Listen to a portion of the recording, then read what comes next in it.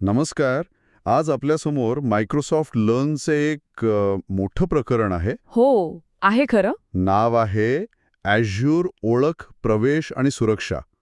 खरं सांगू, हे नाव ऐकूनच मला शाळेतल्या इतिहासाच्या पुस्तकाची आठवण येते. थोडं किचकट वाटतं नाही का? हो, आणि झोप आणणारं. पण आज आपण हे प्रकरण उघडून बघणार आहोत, तेही अगदी सोप्या भाषेत. असं समजूया की आपण एका मोठ्या डिजिटल किल्ल्याची सफर करतोय. आणि आपल्याला त्याबद्दल काहीही माहिती नाही. बरोबर. तर सुरुवात कुठून करायची? किल्ल्यात प्रवेश करण्याआधी निदान तिथे कोण कोण राहतं याची यादी तर लागेल ना? अगदी बरोबर पकडलंय. कोणत्याही सुरक्षेचा पाया हा ओळख हाच असतो. आपण किल्ल्याच्या आत कोणाला घ्यायचं हे ठरवण्याआधी आपले लोक कोण आहेत हे तर कळायला हवं. आणि याच यादीला किंवा डिजिटल भाषेत सांगायचं तर डिरेक्टरी सर्व्हिसेसला ॲझ्योरच्या जगात मायक्रोसॉफ्ट एंट्रा आयडी असं म्हणतात. एंट्रा आयडी हे नाव नवीन वाटतंय. याआधी पण असं काही होतं का? म्हणजे कंपन्या इतके वर्ष हे सगळं कसं सांभाळत होत्या? तो डायरीसारखी होती जी फक्त ऑफिसच्या टेबलावरच मिळायची. त्यात फक्त त्या ऑफिसमधल्या लोकांची नावं. एंट्रा आयडी ही त्याच डायरीची आधुनिक म्हणजे क्लाउडमधली आवृत्ती आहे. जणू काही ती डायरी आता एका ॲपमध्ये बदलली आहे जी जगभरातून कुठूनही कधीही वापरता येते. अच्छा. पण मग ज्या कंपन्यांकडे ती जुनी ऑफिसवाली ॲक्टिव्ह डायरेक्टरी आहे, त्यांचं काय? त्यांना सगळं नव्याने सुरू करावं लागतं का? हे तर खूप मोठं काम असेल. नाही, अजिबात नाही.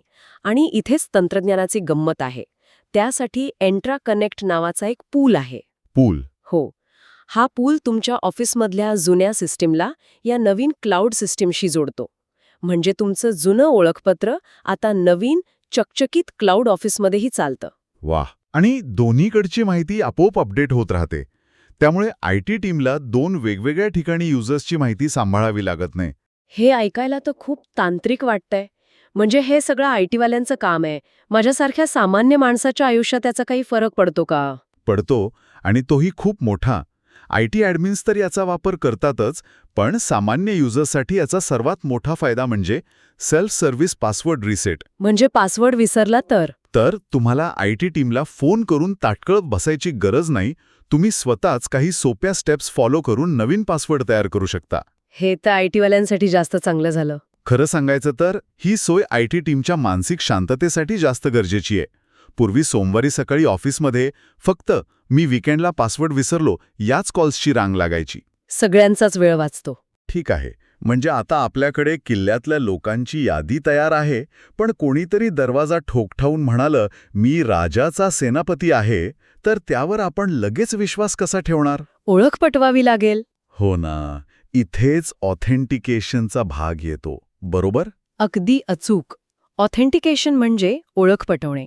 आणि याचे काही मजेशीर प्रकार आहेत. ओके. पहिला आणि सर्वात लोकप्रिय आहे सिंगल साइन ऑन म्हणजे SSO. SSO, हो ऐकलंय. विचार करा, तुमच्या घराच्या प्रत्येक खोलीला बेडरूम, किचन, हॉल प्रत्येकाला वेगळी किल्ली लावण्याऐवजी एकच मास्टर किल्ली असेल तर? हो, किती सोपं होईल. सकाळी कामावर जाताना किल्ल्यांचा जुडगा शोधत बसावा लागणार नाही. अगदी. SSO तसंच काम करतं. एकाच पासवर्डने तुम्ही ऑफिसचं ईमेल, टीम्स आणि इतर अनेक ॲप्स वापरू शकता. हे तर खूपच सोयीचं आहे. पण यात एक मोठा धोका नाही का? म्हणजे जर ती एकुलती एक मास्टर किल्ली हरवली किंवा चोरीला गेली तर चोराला अख्ख्या घराचा ताबा मिळेल. बरोबर. हाच त्याचा सर्वात मोठा धोका आहे. पण याकडे बघण्याचा एक दुसरा दृष्टिकोन आहे. तो काय? याचा खरा फायदा म्हणजे सुरक्षा टीमला आता 100 वेगवेगळ्या दरवाजांवर पहारा देण्याची गरज नाही. त्यांना फक्त एका मुख्य दरवाज्यावर लक्ष केंद्रित करायचं आहे आणि त्याला अधिक मजबूत बनवायचं आहे. अच्छा, म्हणजे अनेक कमकुवत जागांवर लक्ष ठेवण्याऐवजी एकाच महत्त्वाच्या जागेवर लक्ष केंद्रित करायचं. हो, तिला अभेद्य बनवणे. आणि ही मुख्य किल्ली सुरक्षित ठेवण्यासाठी दुसरा काही मार्ग आहे का? नक्कीच आहे. आणि म्हणूनच येतो दुसरा प्रकार, multi factor authentication MFA. MFA. हे म्हणजे तुम्ही ATM-मधनं पैसे काढताना पिन टाकता आणि त्यानंतर बँक तुम्हाला फोन करून विचारते की साहेब तुम्हीच आहात ना? हो, येतो OTP. ही एक अतिरिक्त सुरक्षा आहे. फक्त पिन चोरून काही होणार नाही. चोराला तुमचा फोनही चोरावा लागेल. MFA-मध्ये किमान 2 वेगवेगळ्या प्रकारच्या गोष्टी वापरल्या जातात. कोणत्या? एक, तुम्हाला काय माहीत आहे, जसं की पासवर्ड. दुसरं, तुमच्याकडे काय आहे, जसं की फोनवर आलेला कोड. आणि तिसरं? आणि तुम्ही स्वतः काय आहात. म्हणजे फिंगरप्रिंट किंवा फेस आयडी. अगदी बरोबर. हे जास्त सुरक्षित वाटतंय, पण खरं सांगू का, यामुळे कधीकधी खूप त्रास होतो. प्रत्येक वेळी लॉग इन करताना फोन शोध, त्यावरचा कोड टाक, हे सगळं खूप किचकट वाटतं. लोक इतके कंटाळतात की फोनवर काहीही नोटिफिकेशन आलं की न बघताच अप्रूव्ह करून टाकतात. याला MFA फटीग म्हणतात ना? तुम्ही अगदी योग्य मुद्दा मांडला आहे. MFA फटीग ही एक खरी समस्या आहे. पण विचार करा, एखाद्या चोराने तुमच्या घराचं कुलूप तोडण्याचा प्रयत्न केला तर तुम्हाला थोडा आवाज आणि त्रास सहन करावा लागेल. पण घर सुरक्षित राहील. हो, MFA तसंच आहे. तो थोडा त्रासदायक असू शकतो, पण तो तुमच्या डिजिटल घराला सुरक्षित ठेवतो.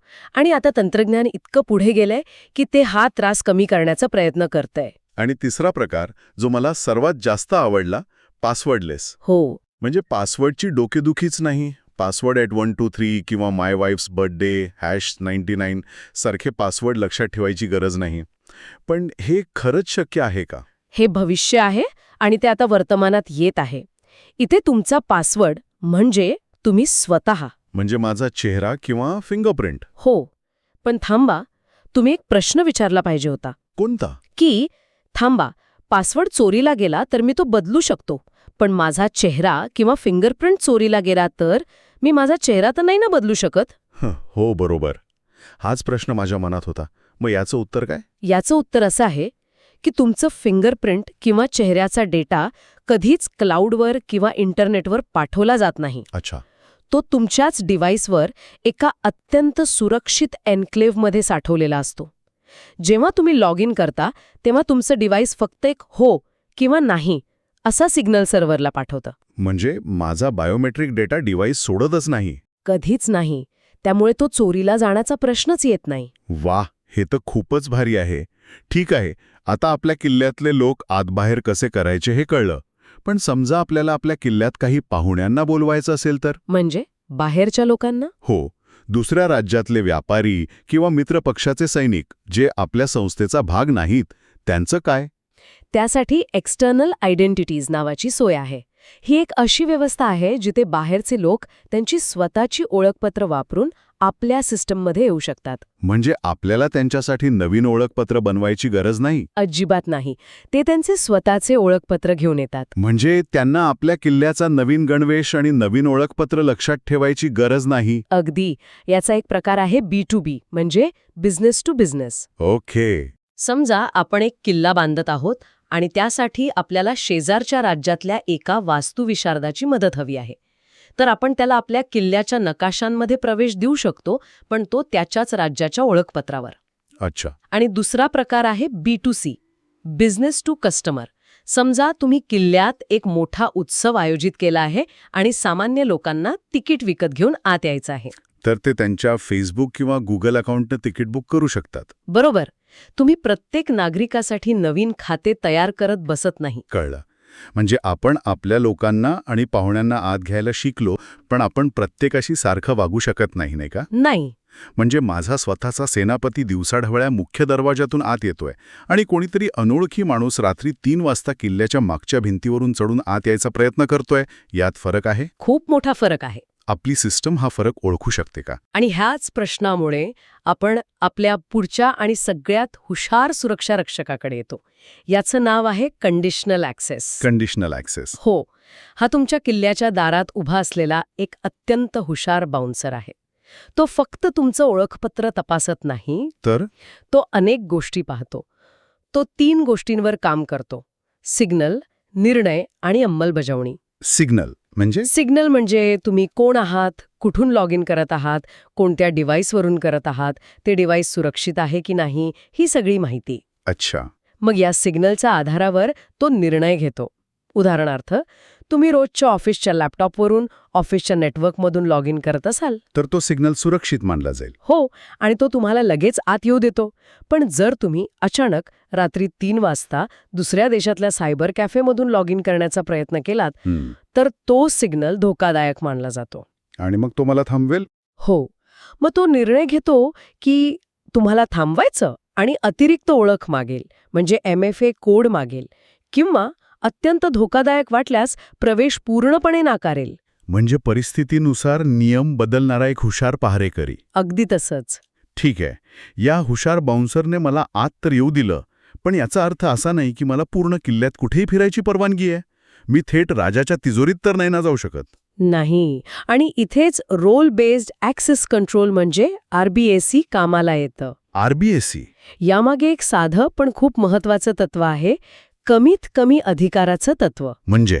म्हणजे ज्याला जेवढ्या कामाची गरज आहे तेवढीच परवानगी द्यायची, 1 इंचही जास्त नाही. अच्छा.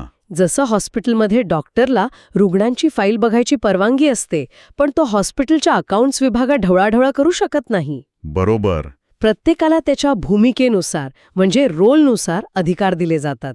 ॲझ्युरमध्येही वाचक म्हणजे रीडर, योगदानकर्ता कंट्रीब्युटर आणि मालक म्हणजे ओनर अशा भूमिका असतात. यामुळे चुकीच्या व्यक्तीच्या हातून काही गडबड होण्याची शक्यता खूप कमी होते. हे सगळे नियम आणि व्यवस्था तर आपण केली, पण या सगळ्यामागे काहीतरी मोठी विचारसरणी किंवा एकंदरीत सुरक्षा योजना असेलच ना? हो, नक्कीच आहे. म्हणजे या सगळ्या छोट्या छोट्या गोष्टींना एकत्र बांधणारी एखादी मोठी संकल्पना आहे. आणि सध्या जगात 2 मोठ्या सुरक्षा योजना खूप प्रसिद्ध आहेत. पहिली आहे झिरो ट्रस्ट. झिरो ट्रस्ट म्हणजे शून्य विश्वास. हा हा हा हा तर खूपच संशयी माणूस वाटतोय. कोणावरच विश्वास नाही. अगदी तसंच आहे, कारण हे मॉडेल कुणावरच विश्वास ठेवत नाही. अच्छा. जुन्या काळात कसं होतं, किल्ल्याच्या बाहेरून आत येणं कठीण होतं, पण एकदा तुम्ही आत आलात की तुमच्यावर विश्वास ठेवला जायचा. हो, जो आत आहे तो आपलाच आहे. पण झिरो ट्रस्ट याच्या पूर्णपणे उलट आहे. इथे तुम्ही किल्ल्यात कुठेही फिरा, तुम्हाला प्रत्येक दरवाज्यावर तुमचं ओळखपत्र दाखवावंच लागेल. प्रत्येक वेळी. आधी सिद्ध करा, मग प्रवेश. हे याचं मुख्य सूत्र आहे. पण याचा खरा अर्थ काय? म्हणजे तात्विकदृष्ट्या यात काय बदल आहे? यातला खरा बदल हा आहे की आपण जागेवर आधारित विश्वासाकडून म्हणजे लोकेशन बेस्ड ट्रस्टकडून ओळखीवर आधारित विश्वासाकडे जातोय. Identity based trust. पूर्वी होतं की जर तुम्ही किल्ल्याच्या भिंतींचा आत असाल तर तुम्ही विश्वासार्ह आहात. आता असं आहे की तुम्ही कुठे आहात याने काही फरक पडत नाही. तुम्ही प्रत्येक वेळी तुमची ओळख सिद्ध करू शकत असाल तरच आम्ही तुमच्यावर विश्वास ठेवू. कळलं. आणि दुसरी योजना कोणती? डिफेन्स इन डेप्थ का? हो, डिफेन्स इन डेप्थ. हे नाव ऐकून वाटते की संरक्षणाची काहीतरी खोलवर योजना आहे. याला सोप्या भाषेत कांद्याचं मॉडेल म्हणा. कांद्याचं मॉडेल? हो, जसं कांद्याला एकावर एक अनेक पापुद्रे असतात तशीच ही एक स्तरित सुरक्षा आहे. कल्पना करा की तुमचा महत्वाचा डेटा कांद्याच्या अगदी मधोमध आहे. ओके. त्याच्या संरक्षणासाठी अनेक स्तर आहेत. पहिला स्तर आहे भौतिक सुरक्षा, मग ओळख आणि प्रवेश, मग फायरवॉल, मग नेटवर्क. म्हणजे एकामागून एक अनेक भिंती. कोणी एक भिंत पार केली तरी दुसरी आहे, दुसरी पार केली तर तिसरी. अगदी. म्हणजे चोराला कांद्यासारखं रुडवायचं. अगदी तसंच. जर एखादा हल्लेखोर पहिला स्तर पार करून आत आला तर त्याला दुसरा स्तर थांबवतो, मग तिसरा, आणि असं करत करत मूळ डेटापर्यंत पोचणं जवळपास अशक्य होऊन जातं. आता हे सगळे नियम, स्तर, बाउन्सर, भूमिका सगळं काही आपण तयार केलं, पण ह्या सगळ्यावर 24 तास लक्ष कोण ठेवणार? कोणीतरी पाहिजे ना, जो सतत पहारा देईल आणि काही गडबड दिसल्यास लगेच धोक्याचा इशारा देईल. आपल्या किल्ल्याचा किल्लेदार कोण आहे? बरोबर.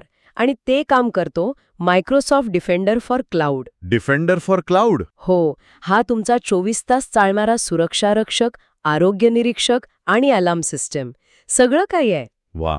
आणि गंमत म्हणजे हा फक्त ॲझ्युरवरच नजर ठेवत नाही, तर तुमची सिस्टम जर दुसऱ्या क्लाउड प्लॅटफॉर्मवर जसं की AWS किंवा GCP आपल्या स्वतःच्या ऑफिसमध्ये असेल तर तिथेही जाऊन पहारा देतो. म्हणजे हा नक्की काय करतो? फक्त धोक्याची सूचना देतो की अजून काही? तो त्यापेक्षा बरंच काही करतो. त्याची 3 मुख्य कामं आहेत. पहिलं मूल्यांकन म्हणजे SS. म्हणजे तपासणी करतो? हो, तो तुमच्या संपूर्ण सिस्टमची तपासणी करतो आणि कुठे काय कमजोरी आहे, कुठे चुकीचे सेटिंग आहे हे शोधून काढतो आणि तुम्हाला एक सिक्युरिटी स्कोअर देतो. अच्छा. दुसरं सुरक्षित करणे म्हणजे सिक्युअर. तो त्या कमजोरी कशा दूर करायच्या यासाठी सूचना देतो आणि तुमच्या सिस्टमची सुरक्षा वाढवतो. आणि तिसरं आहे संरक्षण म्हणजे डिफेंड.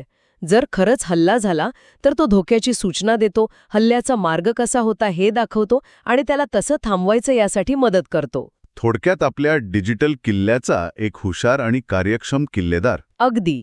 वा. म्हणजे आज आपण एका साध्या डिजिटल डायरीपासून सुरुवात करून थेट एका हुशार किल्लेदारापर्यंतचा संपूर्ण प्रवास केला. हो ना. किल्ल्यात कोणाला घ्यायचं, त्यांची ओळख कशी पटवायची, पाहुण्यांना कसं बोलवायचं, आत आल्यावर त्यांना कुठे कुठे फिरू द्यायचं आणि या सगळ्यावर नजर कशी ठेवायची हे सगळं आज पाहिलं. हो, आणि यातून एक गोष्ट लक्षात घेण्यासारखी आहे. क्लाउड सुरक्षा ही कोणतीही एक गोष्ट नाहीये, किंवा एखादा महागडं सॉफ्टवेअर विकत घेतलं म्हणजे काम झालं असं नाही. मग तर ती ओळख, हुशार नियम आणि सततची देखरेख यांचं एकत्रीकरण आहे. हे सतत चालणारं काम आहे, एकदा करून सोडून देण्यासारखं नाही. खरंच, जो विषय सुरुवातीला खूप किचकट वाटत होता तो आता एका किल्ल्याच्या गोष्टीसारखा सोपा वाटतोय. एक विचार करण्यासारखी गोष्ट आहे, जसं आपण आता आपलं वैयक्तिक आयुष्य पासवर्ड शिवाय जगत आहोत. हो, फोन चेहऱ्याने उघडतो, कमेंट फिंगरप्रिंटनी होतं. आणि हे सोपं आणि जास्त सुरक्षित वाटतं की नाही? मग पुढच्या 5 वर्षांत कामाच्या ठिकाणी आपली सुरक्षेकडून काय अपेक्षा असेल? भविष्यात आपण अशा सिस्टीमवर विश्वास ठेवू का, जी फक्त एक साधा, लक्षात ठेवायला कठीण असा पासवर्ड मागेल? विचार करण्यासारखा आहे.